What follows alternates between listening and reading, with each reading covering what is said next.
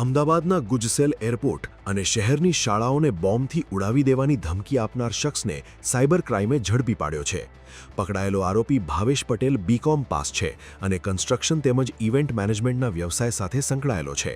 ગત 25 માર્ચના રોજ તેણે એરપોર્ટ ઓથોરિટીને મેલ કરીને અગાઉ પકડાયેલા સૌરભ વિશ્વાસને મુક્ત કરવાની માંગ કરી હતી અને જો માંગ પૂરી ન થાય તો બ્લાસ્ટ કરવાની ચીમકી આપી હતી.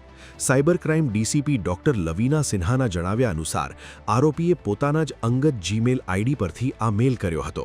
પોલીસે ભાવેશના મોબાઈલના રિસાયકલ બિનમાંથી ડિલીટ કરાયેલા પુરાવાઓ રિકવર કર્યા છે. નવાઈની વાત એ છે કે આરોપી આર્થિક રીતે સદ્ધર છે અને ગુજસેલ ખાતે ઇવેન્ટના કોન્ટ્રાક્ટ પણ રાખતો હતો. પ્રાથમિક તપાસમાં કોઈ અંગત અદાવતને કારણે આ કૃત્ય કર્યું હોવાની આશંકા છે. હાલ પોલીસ એ તપાસી રહી છે કે આની પાછળ અન્ય કોઈ માસ્ટરમાઇન્ડ છે કે કેમ.